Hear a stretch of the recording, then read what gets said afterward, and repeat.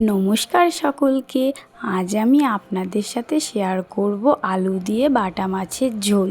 গরম ভাতের সঙ্গে এই রেসিপিটি খেতে খুবই ভালো লাগে। চলুন তবে আজ কি রান্না হয়েছে দেখে নিন তাহলে।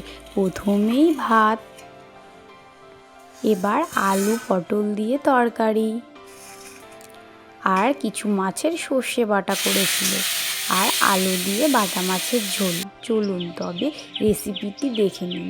প্রথমেই মাছগুলো ভালো করে কেটে বেছে ধুয়ে নিতে হবে।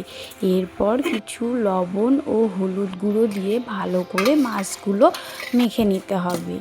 এবার কড়াইটি গরম করে নিয়ে এবার তেল দিয়ে দিতে হবে, আর অবশ্যই তেলটি অনেকটা গরম হলেই তবেই মাছগুলো দেবেন, তাহলে একটা মাছও ভাঙবে না, আমার শাশুড়ি মা বলে। এবার একে একে সব মাছগুলোই দিয়ে দিল।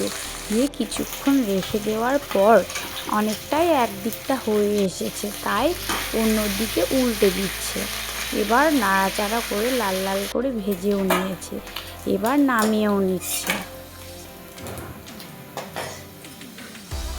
আবারও কিছু মাছ ছিল, তাই সেমভাবে আবারও তেল গরম করে, তেল তো গরমই ছিল, তাও একটু গরম করে আবারও মাছগুলো দিয়ে দিল। আবার এপিট ওপিট করে ভালো করে লাল লাল করে মাছগুলো ভেজে নিচ্ছে। ভাজাও হয়ে গেছে, তাই এবার তুলেও নিচ্ছে। ওই মাছ ভাজা তেলের মধ্যেই পাঁচফোড়ন, শুকনো লঙ্কা দিয়ে একটু লাল লাল হয়ে আসলে আগে থেকে কেটে রাখা আলুগুলো দিয়ে দিল। দিয়ে ভালো করে একটু নাড়াচাড়া করে ভেজে নিচ্ছে। কিছুটা ভেজে আসার পর সামান্য পরিমাণে হলুদ গুঁড়ো দিয়ে দিল কিছুটা রং আসার জন্য। আবারও ভালো করে লাল লাল করে ভেজে নিচ্ছে। অনেকটাই লাল লাল হয়ে এসেছে, তাই এবার জিরে, আদা, লঙ্কা ও সরষে বাটাটা দিয়ে দিল। আবারও ভালো করে সব কিছু মিশিয়ে নিচ্ছে।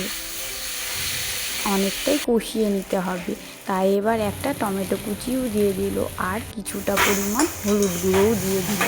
আবারও সব কিছু ভালো করে নেড়ে চেড়ে নিচ্ছে। যখন দেখবেন তেল ছেড়ে এসেছে মশলা থেকে, তখন বুঝবেন যে কষানো কমপ্লিট হয়ে গেছে। অনেকটাই কষানো হয়ে গেছে, তাই এবার জলও দিয়ে দিল কিছু পরিমাণে, যাতে আলুগুলো ভালো করে সেদ্ধ হয়ে আসে। এবার স্বাদ অনুসারে লবণও দিয়ে দিল। আবারও সব কিছু ভালো করে নাড়াচাড়া করে নিচ্ছে। এবার 5 মিনিটের জন্য ঝোলটি ফুটতে দেওয়ার জন্য রেখে দিল। এবার আগে থেকে ভেজে রাখা এই মাছগুলি ওই ফুটন্ত ঝোলের মধ্যে দিয়ে দিল। দিয়ে সব কিছু ভালো করে মিশিয়ে দিচ্ছে।